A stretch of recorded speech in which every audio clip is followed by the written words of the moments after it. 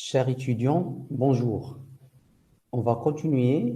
Donc, dans la première séance, on a vu la continuité d'une fonction à une seule variable. La continuité en un point, sur un intervalle. On a vu aussi, avant ça, on a vu l'ensemble de définitions pour plusieurs fonctions usuelles. Et par la suite, on a vu le théorème des valeurs intermédiaires et le prolongement par continuité. Donc, on va continuer ce qu'on a commencé la dernière fois. Le théorème suivant, c'est le théorème des fonctions réciproques. Soit f une fonction continue strictement monotone sur un intervalle i de R. Avant, je vais dire un petit mot sur strictement monotone. Monotone, ça veut dire que la fonction, soit elle est croissante, soit elle est décroissante. Et strictement monotone, ça veut dire strictement croissante ou bien strictement décroissante. Le premier résultat de ce théorème, c'est que f de i est un intervalle j de même nature que i. Ça veut dire, si i est un intervalle fermé et f est une fonction continue strictement monotone, alors f de i est un intervalle fermé. Si i est un intervalle ouvert, f de i est un intervalle ouvert. Si i est un intervalle semi-ouvert, ça veut dire f de i est un intervalle semi-ouvert. On va prendre un exemple. J'ai la fonction exponentielle. Elle est définie sur l'intervalle moins l'infini plus l'infini, qui est un intervalle ouvert. L'exponentielle de i, de moins l'infini plus l'infini, ça donne 0 plus l'infini, qui est aussi un intervalle ouvert. Et on peut prendre une infinité d'exemples qui illustrent que f de i en fait a la même nature que l'intervalle de départ qui est i. Les extrémités de f de i sont les limites de f aux extrémités de i. En fait, on a i, c'est moins l'infini plus l'infini. F de i, c'est 0 plus l'infini. Le 0, c'est quoi en fait? C'est la limite de f de x quand x tend vers moins l'infini. Ça, c'est une extrémité de l'intervalle i. Et ici, la deuxième extrémité de l'intervalle j, c'est plus l'infini. Et en fait, plus l'infini n'est rien d'autre que la limite de l'exponentielle de x quand x tend vers plus l'infini. Donc, en fait, les extrémités, la première extrémité, par exemple, de i, c'est a, et la deuxième, c'est p. Si f est croissante, l'extrémité de f de i, c'est f de a, et l'extrémité de b de f de i, c'est f de p. Par contre, si f est décroissante, en fait, les extrémités vont changer d'ordre. Ça, c'est le premier point. Le deuxième point, la fonction f admet une fonction réciproque définie sur j égale f de i. En fait, et plus précisément, f définit une véjection de l'intervalle i sur l'intervalle j. Donc, il existe une fonction notée f-1 de j dans i, telle que x appartient à i, et y égale f de x est équivalent à y appartient à j, tel que x égale f-1 de y. Quand f est continu et strictement monotone sur un intervalle, alors f admet une fonction réciproque sur j qui est f de i. En fait, si on prend par exemple l'intervalle i c'est 0, 1, on a f de 0, 1 c'est 1 et ici c'est l'exponentielle. En fait, sur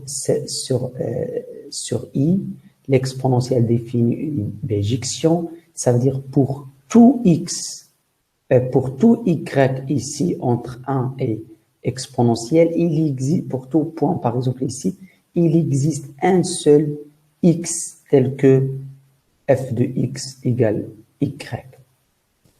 Donc, définis une bijection telle que, en fait, comme j'ai dit, tout x appartient à i, ici, tel que y égale à x est équivalent à y, appartient à j, tel que x égale f moins 1 de y.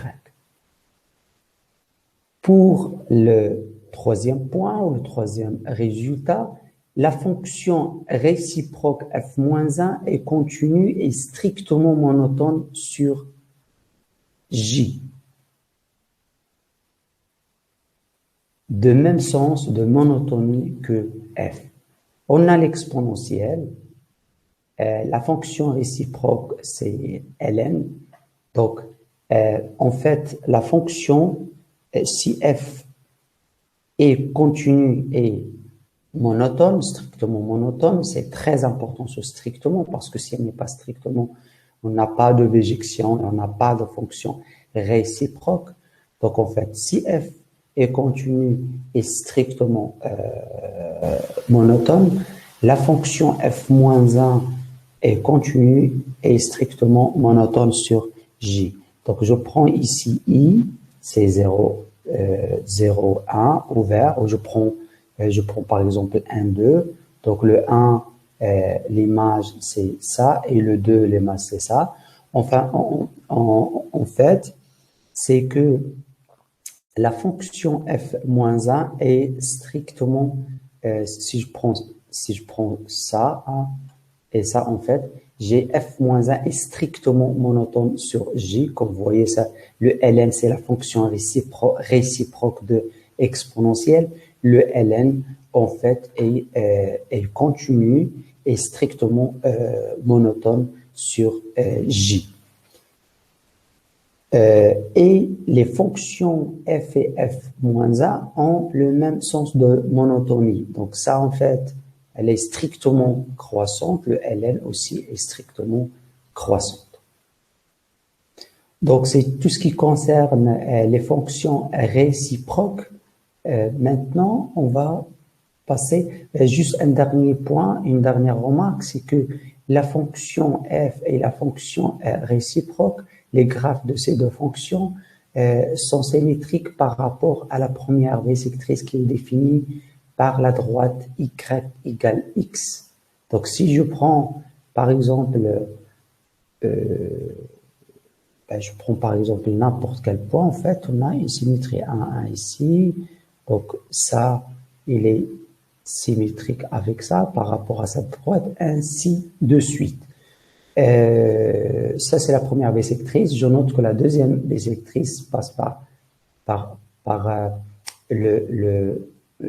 O, ici, par 0, le point 0, 0, et elle est perpendiculaire à la première bisectrice, et elle est définie par la droite y égale moins x. Ça, c'est la deuxième bisectrice.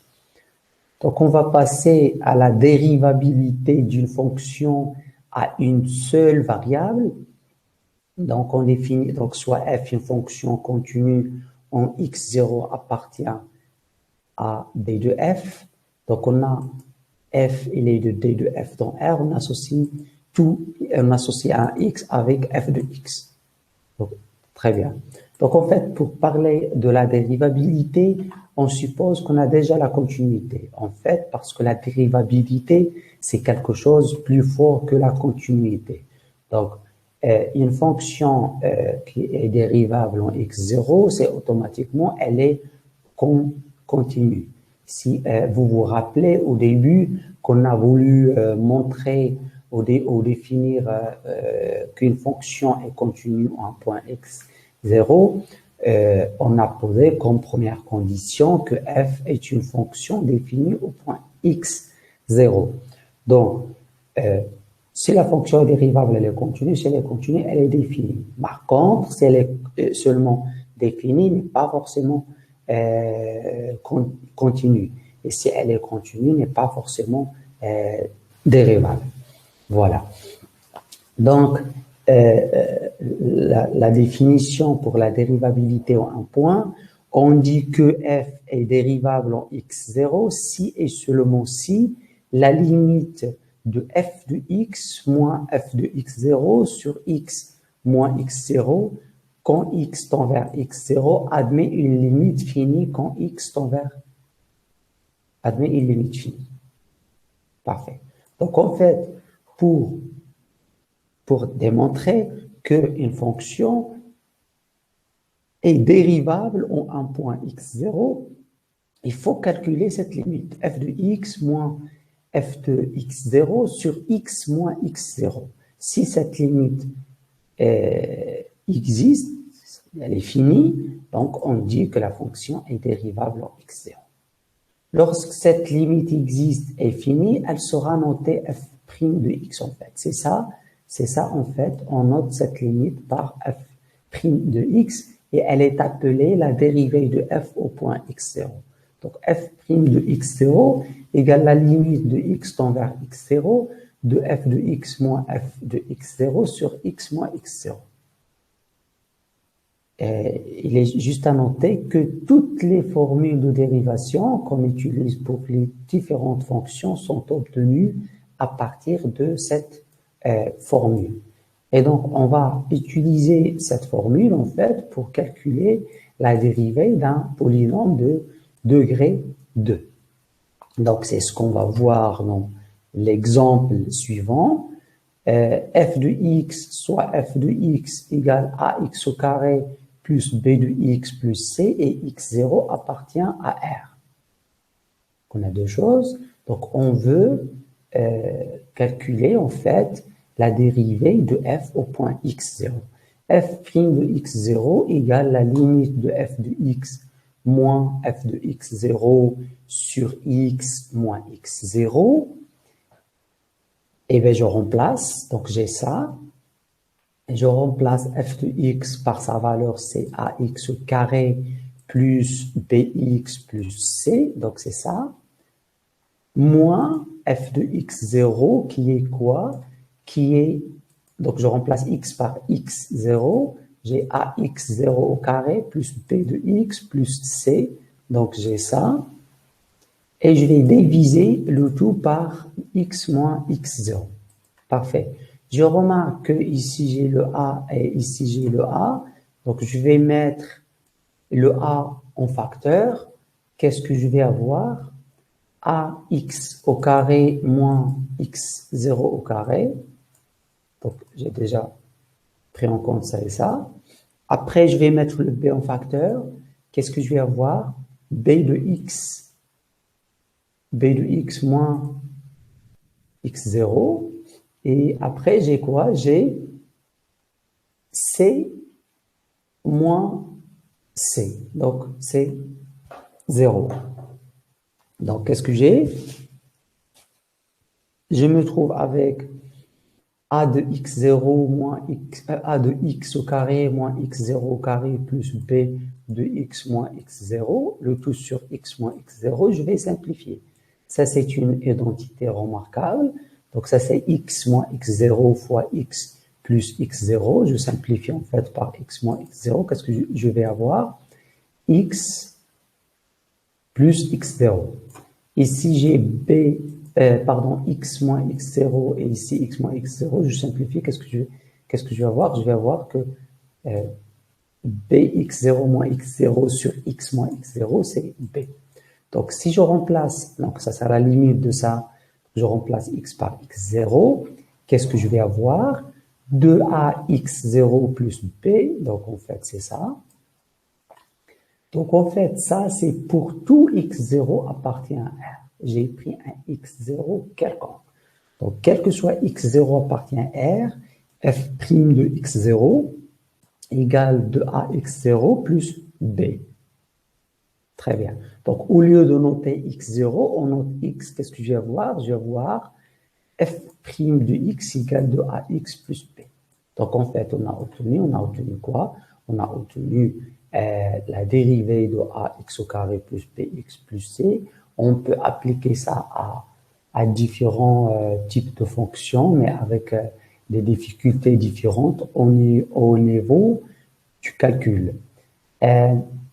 Donc, en fait, on sait tous que quand on dérive un polynôme de degré n, on garde les coefficients et on met la puissance ici devant et on baisse le degré de puissance. Donc ici, le 2 va venir ici et je vais avoir 2 moins a, ça veut dire que c'est 1. Donc c'est pour ça que j'ai 2a x. Ici, la puissance j'ai 1, donc b fois 1, donc c'est b. Et x à la puissance 1 moins 1, ça veut dire x à la puissance 0, c'est 1, donc j'ai b. Et ça, en fait, c'est une constante, donc la dérivée est nulle. Donc, en fait, j'ai essayé juste de faire le lien avec la formule standard de la dérivation d'une fonction, d'un polynôme de degré n d'une façon générale. OK, parfait. Maintenant, ce qu'on va voir, c'est les opérations sur des fonctions dérivables. Donc, on considère deux fonctions, soit f de d de f dans R et g de d de g dans R, deux fonctions dérivables en x0 appartient à d de f inter d de g. Il est important que ce point-là soit dans l'ensemble de définition des deux fonctions, parce que si elle n'appartient pas, ça veut dire que la fonction je vais expliquer pourquoi cette condition. Je vais expliquer. Parce que si j'ai envie de démontrer ou de dire que f plus g est dérivable en un point x0, donc c'est sous-entendu que f plus g est continu. C'est sous-entendu que f plus g est défini. Et donc, en fait, pour que soit défini, il faut que le x0 appartienne à d de f inter d de g. Sinon, la dérivabilité en x0 de f plus g en x0 n'a pas de lieu d'être, n'a pas de sens. En fait. Donc, si j'ai deux fonctions qui sont dérivables en un point x0 qui appartiennent à leur ensemble de définition, f plus g est dérivable en x0. Et la dérivée de f plus g, entre parenthèses au point x0, c'est la dérivée de f au point x0 plus la dérivée de g au point x0. La démonstration de ça est très simple. Il suffit juste de remplacer ici, je vais mettre ici f plus g au point x0 moins f plus g au point f plus g au point x moins f plus g au point x0 sur x moins x0. Et je vais mettre, je vais prendre f, en fait, je vais prendre le f de x moins f de x0 plus g de x moins g de x0, le tout sur. Et qu'est-ce que je vais avoir? Je vais séparer les f et les g. Qu'est-ce que je vais avoir par la suite? Je vais voir que c'est la dérivée de f au point x0 plus la dérivée de g au point x0. Pour le deuxième point, j'ai lambda de f est dérivable en x0 et on a quoi? On a lambda de f, la dérivée de lambda f au point x0, c'est lambda f' de x0. C'est le même raisonnement, je vais utiliser la définition. Si je mets ici lambda f de x0 moins lambda f de x moins lambda f de x0 sur x moins x0, je vais faire sortir le lambda, qu'est-ce que je vais voir? La limite de x tend vers x0, de f de x moins f de x0 sur x moins x0, qui est la dérivée de f en x0. Donc, et du coup, je vais avoir que c'est lambda fois la dérivée de f au point x0. Donc, en fait, cette deuxième formule. Pour le troisième point, c'est que le produit est dérivable en x0. On a la dérivée de f fois g au point x0. C'est la dérivée de f au point x0 fois la dérivée de g au point x0 plus f de x0 fois la dérivée de g au point x0. La démonstration de ça est très simple. Si j'ai ici f fois g, donc si j'ai envie de calculer la limite de ça, je mets ici, donc la dérivée de f fois g au point x0, c'est la limite de x tend vers x0 de quoi? De f fois g de x0 moins f fois g pardon, parce que je mélange à chaque fois x et de x0, c'est f fois g de x moins f fois g de x0. Et qu'est-ce que je vais faire en fait? Je vais mettre moins f' de x0, f' de x0 fois g de x, plus f' de x0 fois g de x, moins f de x g prime g de x0, plus f de x g de x0. Et pour la première partie, qu'est-ce que je vais prendre? Je vais prendre le f, je vais prendre le g de x en facteur, et pour la deuxième partie, je vais prendre je vais prendre f de x0 en facteur. Pour la première, je vais prendre gx0 en facteur, et pour la deuxième partie, je vais prendre f de x0 en facteur. Et qu'est-ce que je vais trouver? Je vais trouver que c'est f'.x0 g de x0 plus f de x0 g' de x0. Donc, pour le quatrième point, en fait, j'ai quoi? Si j'ai g de x0 différent de 0, la division de f par rapport à g est dérivable en x0. Mais il faut que ça soit différent de 0. Donc, en fait, je vais toujours utiliser, parce qu'en fait, c'est quoi f sur g? Ce n'est rien d'autre que f fois 1 sur g. Et je peux appliquer, en fait, je peux appliquer cette formule ici.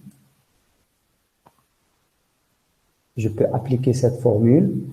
Si je prends ça, c'est f sur g, c'est f fois 1 sur g. Il faut l'avoir comme c'est f fois h. Vous allez avoir ici f'x0, h de x0 plus f de x0 fois h' de x0. Et donc, en fait, si je prends ici, c'est quoi? H de x0, c'est 1 sur g de x0.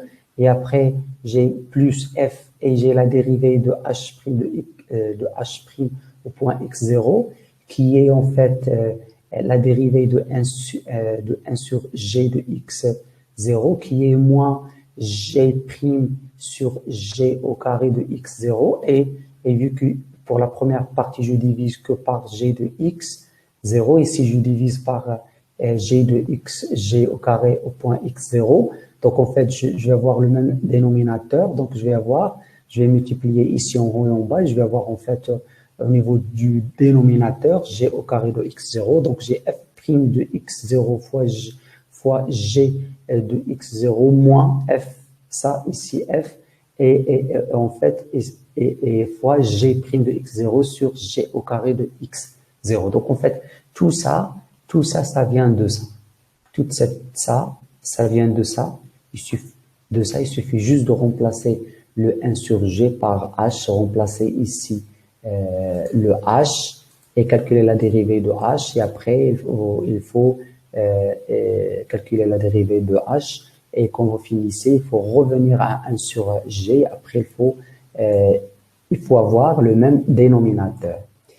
Le dernier point, si de plus la fonction est dérivable au point g de x0, alors f rond g est dérivable en x0, et on a la dérivée de f rond g en x0 égale f' de g de x0 fois g' de x0.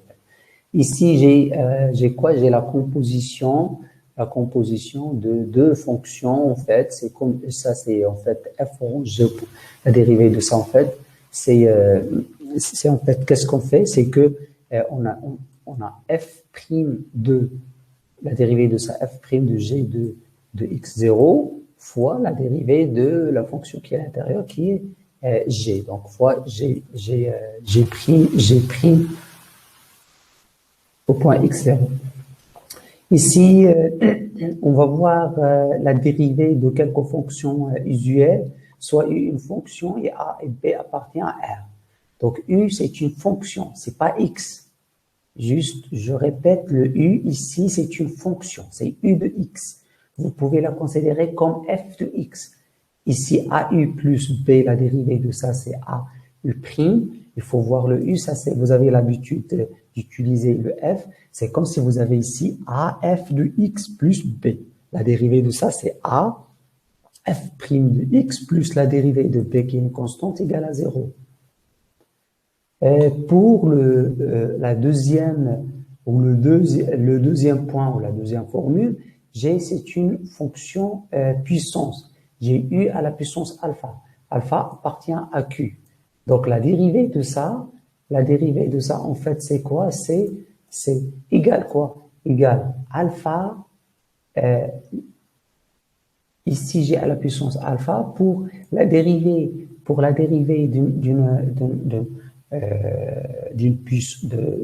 d'une fonction puissance, donc en fait je mets le alpha ici devant et je vais baisser le degré par 1, donc je vais avoir alpha moins 1, mais il faut dériver la fonction qui est à l'intérieur.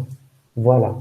Et ce que vous avez l'habitude de voir, il faut voir ça, c'est comme si vous avez, on va prendre un cas particulier, cette fonction c'est x à la puissance n. La dérivée c'est quoi? C'est n fois x à la puissance n moins 1.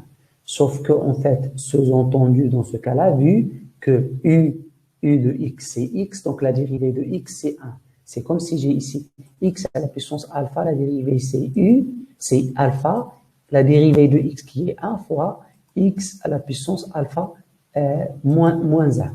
Donc, quand j'ai une fonction ici, je dérive toujours la fonction. Voilà. Pour le troisième point, l'exponentielle de u de l'exponentielle de u, la dérivée de ça, c'est u' fois exponentielle de u. On sait que la dérivée de l'exponentielle de x, c'est l'exponentielle de x. Pour la dérivée de l'exponentielle de u de x, c'est u' exponentielle de u. Le quatrième point, j'ai ln de u, la dérivée de ça. La dérivée de ln, c'est quoi? C'est 1 sur u. Donc, en fait, la dérivée de ln de u, c'est u' sur u. Toujours, je dérive la fonction qui est à l'intérieur. ln sinus de u, la dérivée de ça, c'est u'. Toujours, je dérive la fonction qui est à l'intérieur. J'ai la dérivée de sinus, c'est le cosinus, donc cosinus de u. C'est vrai que tout ce qui est sinus et cosinus et tangente n'est pas utilisé, vous n'allez pas beaucoup l'utiliser parce que c'est surtout les fonctions puissance à la puissance alpha qui sont utilisées dans les fonctions économiques. Donc, le cosinus, mais c'est quand même important de rappeler et de revoir et de retenir tout ce qui est sinus, cosinus et tangente. Pour le dernier point, j'ai tangente de la dérivée tangente de u. Donc, on sait que tangente de x, c'est sinus de x sur le cosinus de x. La dérivée de tangente de x, c'est quoi? C'est soit c'est 1 plus tangente au carré de x, ou soit c'est 1 sur cosinus au carré de x. Donc en fait, on a sinus sur cosinus, c'est utiliser cette formule. Eh bien, je vais avoir quoi? Sinus fois la dérivée de cosinus, c'est sinus sur cosinus. La dérivée, c'est la dérivée de sinus et cosinus fois cosinus et cosinus au carré, moins sinus fois la dérivée de cosinus, c'est moins sinus. Qu'est-ce que je vais avoir? Je vais avoir c'est cosinus au carré plus sinus au carré sur le cosinus au carré. Donc ça veut dire que c'est 1 sur le cosinus. C'est pour ça on a ici 1 sur cosinus. Donc c'est pour cosinus la dérivée de tangente d 1 sur cosinus cosinus au carré de x. Ou bien je peux avoir le fait que j'ai eu 1 sur la dérivée, c'est sinus au carré plus le cosinus au carré, le tout sur le cosinus au carré. Je peux simplifier. Le cosinus avec le cosinus, c'est 1, et sinus au carré sur le cosinus au carré, c'est tangente au carré. C'est pour ça qu'on a 1 plus tangente au carré de x. Ça, c'est pour tangente de x. Le fait, j'ai eu ici, c'est une fonction, ben je vais garder la même formule, mais je dois multiplier par la fonction u' pour ici et ici. Donc, je ne mets pas beaucoup de démonstrations, juste pour rendre le cours plus facile et de se concentrer sur l'application de ces formules et de ces théorèmes et concepts mathématiques. On va passer à une définition suivante. Comme pour la continuité, on a défini la dérivabilité les fonctions continues, on a défini la continuité en un point,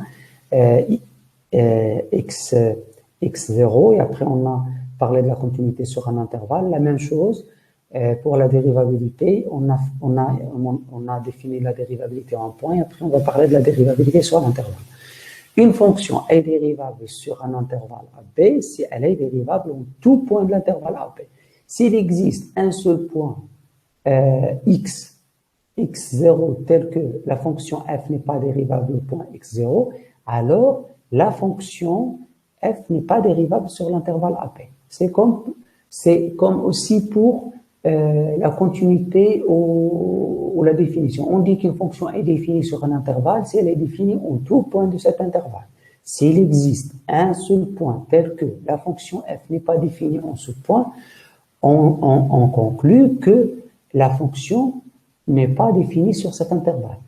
Ou bien, s'il existe un seul point, l'intervalle AB, tel que la fonction f n'est pas continue en ce point, on dit que la fonction n'est pas continue sur tout l'intervalle AB. La même chose pour la dérivabilité. Donc, on va voir un exemple. On a la fonction f de x, c'est racine cubique de x moins 5, qui est définie et continue sur R. Donc, en fait, on a f de x, c'est racine cubique de x moins 5. Et ça, en fait, c'est quoi? Je vous conseille vivement, avant de continuer, c'est qu'il faut toujours que la puissance ici, la racine d'ordre, la racine nème, il faut toujours la transformer sous forme d'une puissance, parce qu'au niveau du calcul de la dérivée, c'est beaucoup plus simple qu'on a des puissances, on peut appliquer notre formule sans problème, cette formule ici. Donc, en fait, la racine cubique, je vais la transformer en puissance, c'est 1 sur 3. Donc, j'ai x moins 5 à la puissance 1 sur 3. Parfait. Donc, la dérivée de ça, c'est quoi? C'est ça le alpha. Je vais mettre le alpha ici devant, c'est 1 sur 3. Après, la dérivée de u qui est x moins 5 qui est 1, donc je n'ai pas besoin d'écrire fois 1, c'est parce que c'est l'élément neutre pour le produit. Et après, j'ai alpha moins quoi? Moins 1. 1 sur 3 moins 1, ça fait 1 sur 3 moins 3 sur 3, ça fait moins 2 sur 3. Donc, j'ai ça. Parfait. Donc, j'ai f' de x, c'est 1 sur 3, x moins 5 à la puissance moins 2 sur 3. Bien. Après, qu'est-ce qui va se passer? En fait, il faut voir ça parce que je peux m'arrêter à ce stade-là et de dire que la dérivée, c'est ça. C'est correct. Mais j'ai envie de réutiliser l'écriture sous forme d'une racine nème, d'une racine cubique ici. Donc, en fait, je vais séparer les puissances ici. Donc, en fait, moins 2 sur 3, c'est égal 2 fois 1 sur 3. Donc, je vais mettre ça, x moins 5 au carré, le tout à la puissance moins 1 sur 3. Voilà, j'ai deux choses, j'ai la puissance et j'ai le moins. Donc, dans un premier temps, donc le moins ici, c'est comme j'ai x à la puissance moins 1. Ça, c'est égal 1 sur x. Donc, en fait, ce que je vais faire, je vais mettre tout ça là, la base de cette puissance, je vais le mettre en bas et je vais éliminer le moins. Qu'est-ce que je vais avoir? Qu'est-ce que je vais avoir?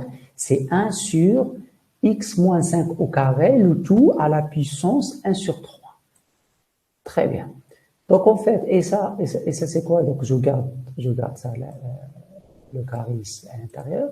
Tout ça à la puissance 1 sur 3, c'est la racine cubique de x moins 5, le tout au carré. Donc, voilà, c'est ça. Donc,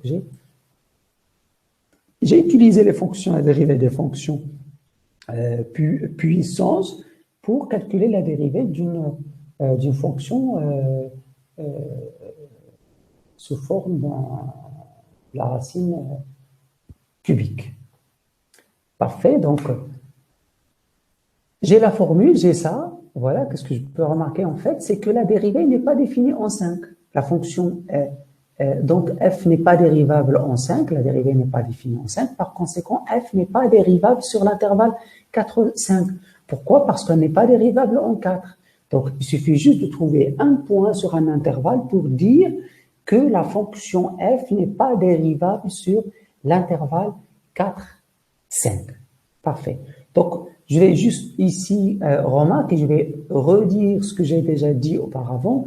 La dérivabilité, c'est quelque chose de plus puissant et plus fort que la continuité. Ça veut dire si j'ai la continuité automatiquement, j'ai la dérivabilité automatiquement, j'ai la continuité.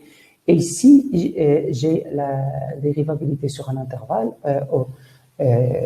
automatiquement, j'ai la continuité sur cet intervalle. Si je prends, mais l'inverse n'est pas vrai. Si une fonction est continue à un point x0, n'est pas forcément une fonction dérivable. Il y a des cas où c'est pas le cas. L'exemple classique ou les plus utilisés qu'on a utilisé même qu'on était étudiant en fait, c'est que la fonction f c'est racine, si je prends, pardon, c'est la valeur absolue de x. La valeur absolue de x, elle est sous cette forme, elle est continue en 0 parce que la limite de f, la limite de la valeur absolue quand x tend vers 0 égale à 0. Par contre, la fonction f, la valeur absolue n'est pas dérivable en 0. Pourquoi?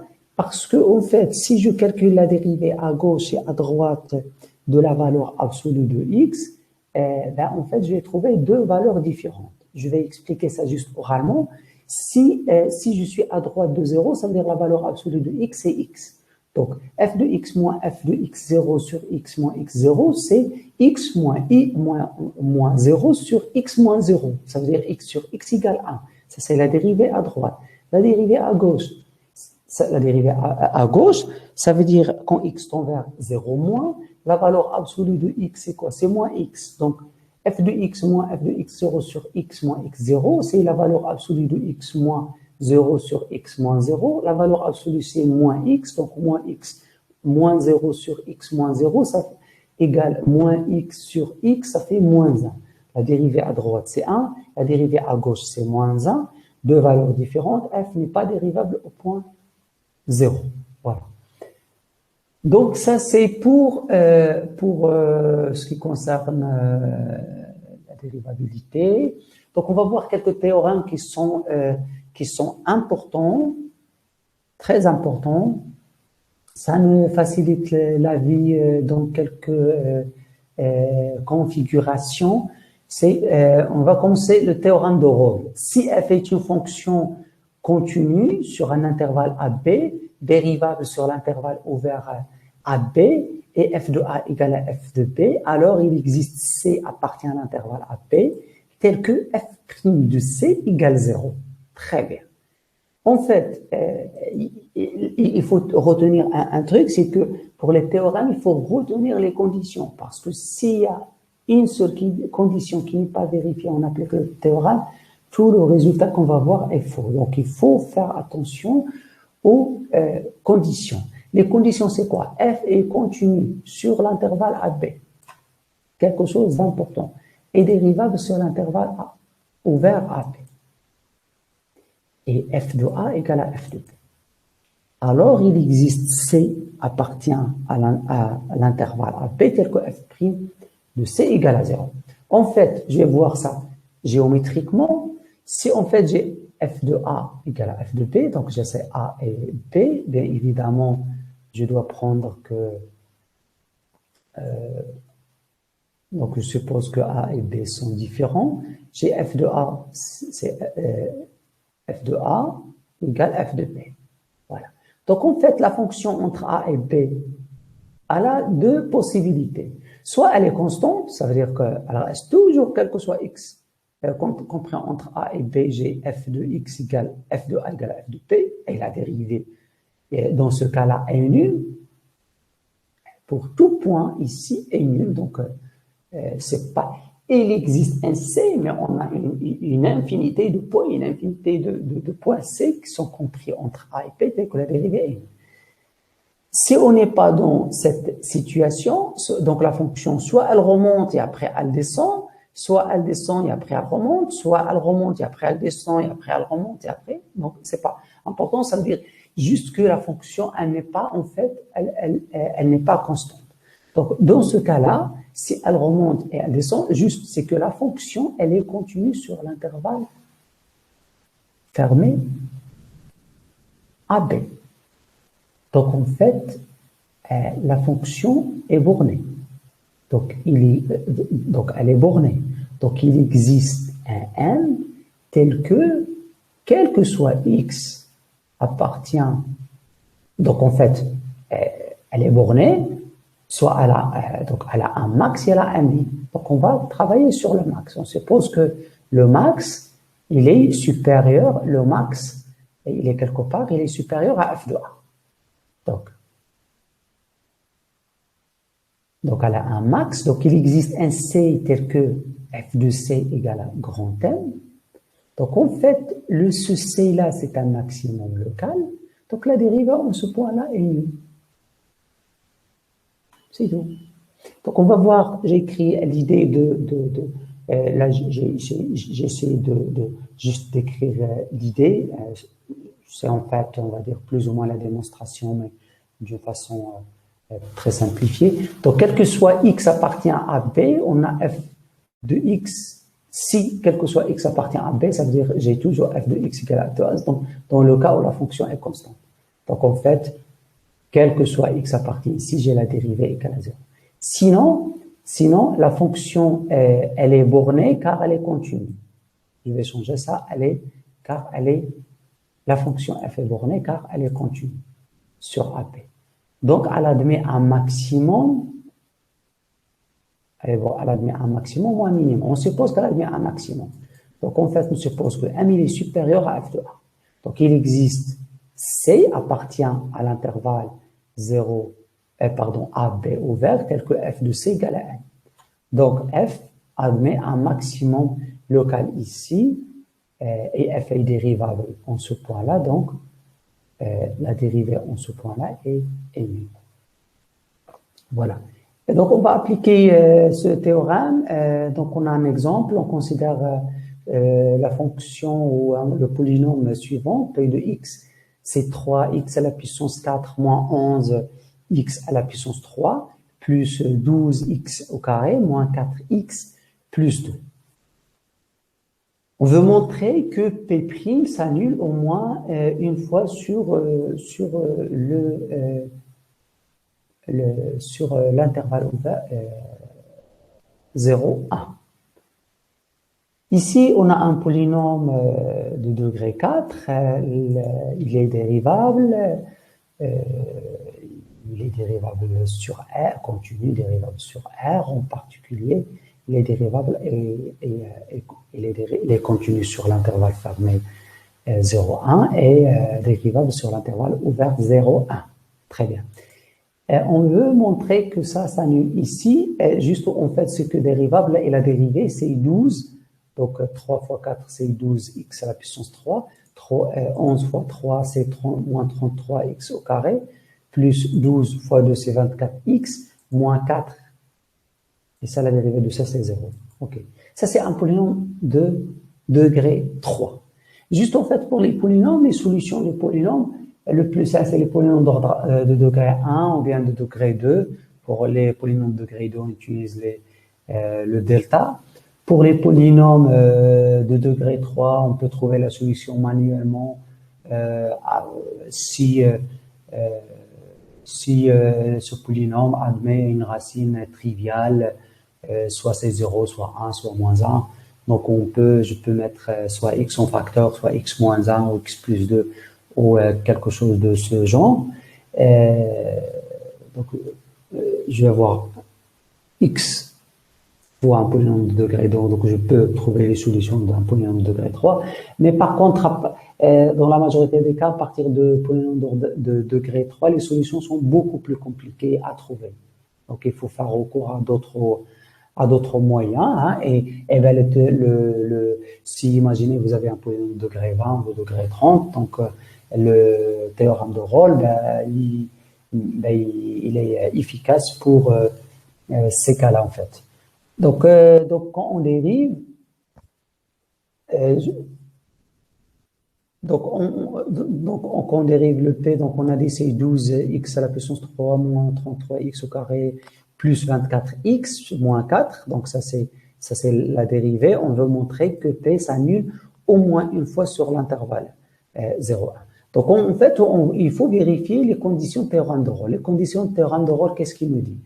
Ben, il faut que la fonction soit continue sur l'intervalle fermé 0,1, dérivable sur l'intervalle ouvert 0,1, et en plus, c'est que la dérivée, c'est que P de A égale à P de F de A égale à F de P, F c'est P et le A c'est 0 et le P c'est 1.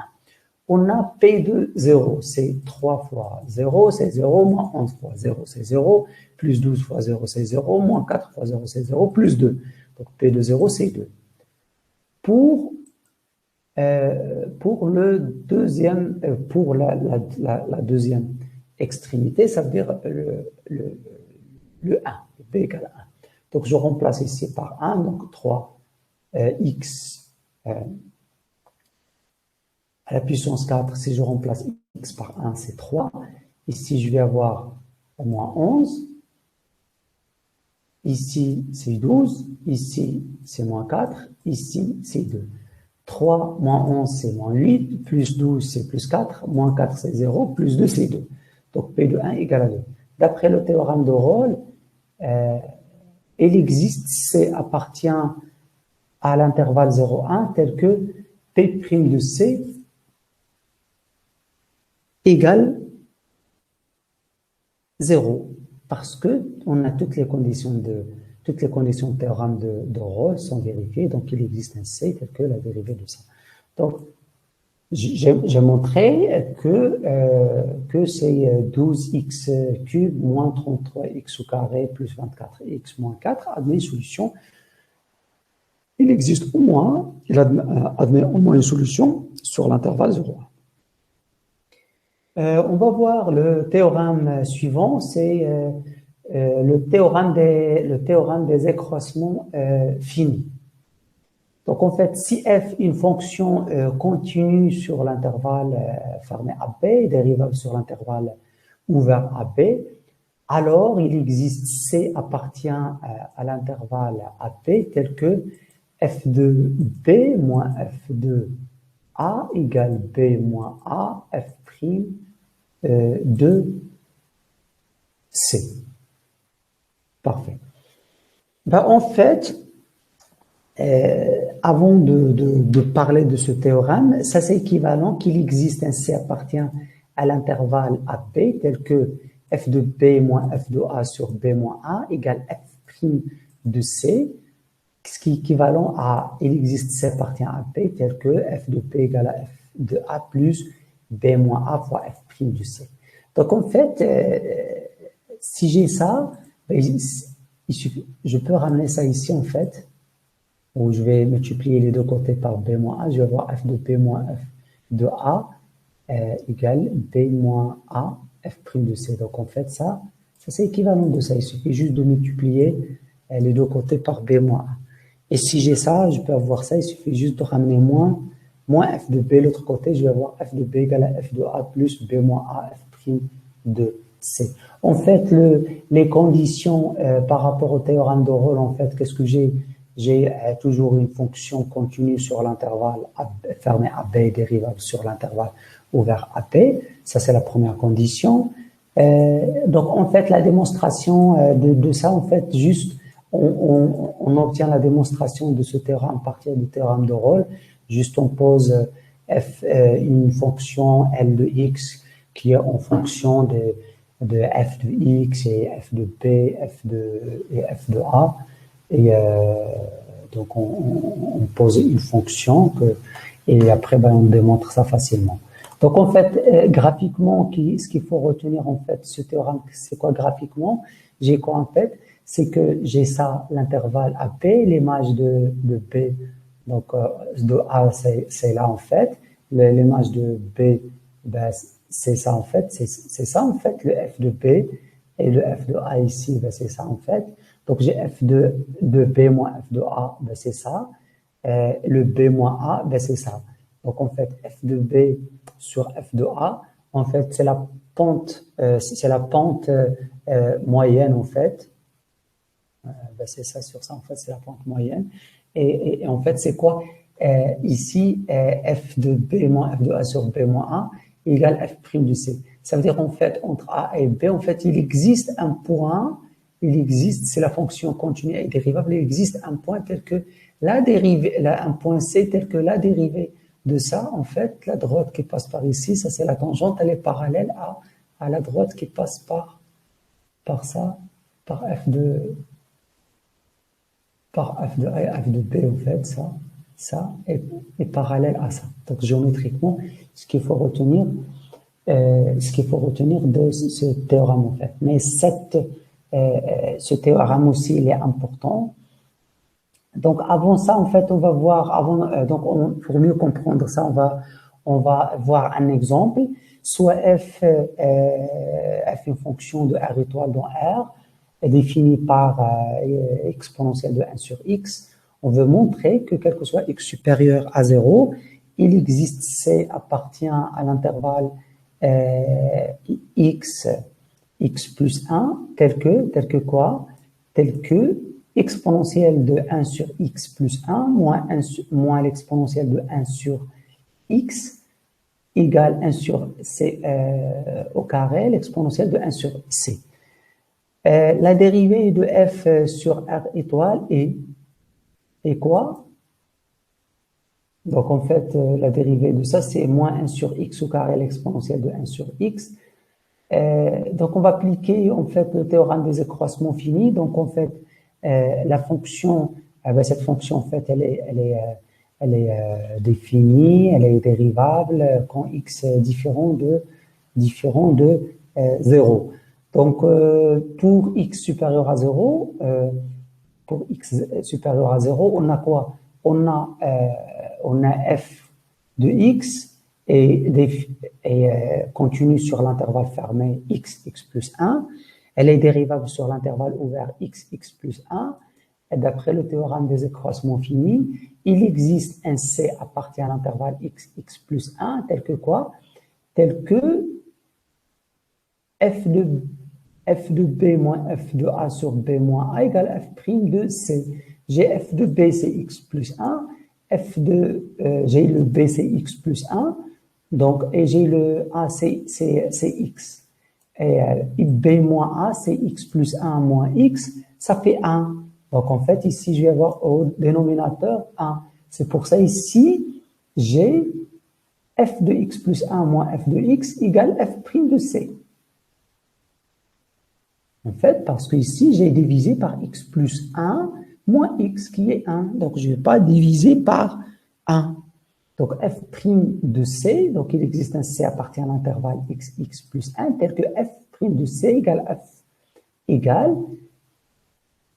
f de x plus 1 moins f de x. Donc, je remplace.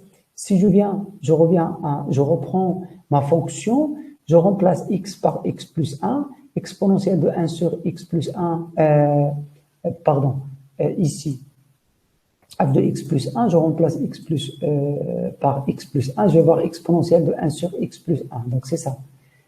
Et f de x, c'est l'exponentielle de 1 sur x. C'est ça. Égale f' de c, donc f' prime, c'est quoi? C'est moins 1 sur x au carré exponentielle de 1 sur x. Je remplace x par c. C'est moins 1 sur c au carré, l'exponentielle de 1 sur c. Donc, j'ai ça.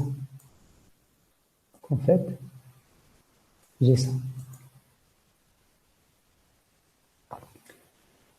Donc, j'ai démontré ce que j'ai voulu. En fait, ça sert quand même de démontrer quelques égalités, telles que ce genre-là, il existe, c'est tel que j'ai cette formule. Parfait. Donc, ça, par exemple, ça sert beaucoup, par exemple, si j'ai envie de faire, je sais pas, pour des majorations, j'ai des inégalités. Si je prends, par exemple, je sais pas, j'ai envie de faire une majoration de valeur absolue de sinus x moins sinus y. Donc, on va voir ici, par la suite, parce que le reste, l'inégalité des accroissements finis se base sur ça. On va voir que comment c'est quelque chose de très, très utile, en fait. Ça nous donne beaucoup de possibilités. Donc, le théorème suivant, c'est inégalité des accroissements finis. F toujours, soit F une fonction continue sur AP, avec A différent de B, dérivable sur l'intervalle ouvert AP. S'il existe de réels n et grand n, tel que quel que soit x appartient à AP, f' de x compris entre petit m et grand m, alors f de b moins f de a est compris entre m b moins a et grand m b moins a. Très bien. Donc en fait, j'ai quoi? J'ai cette inégalité, ce théorème est très simple parce que juste à partir de ce théorème, je peux déduire l'autre facilement sans aucun problème. Donc en fait, c'est quoi ici? Regardez, c'est quoi ça? J'ai l'intervalle AB. B est supérieur strictement à A. J'ai A différent de B. Donc je vais diviser le tout par B moins A. Qu'est-ce que je vais avoir? M inférieur ou égal F de B moins F de A sur B moins A. Inférieur ou égal M. Donc j'ai ça. En fait,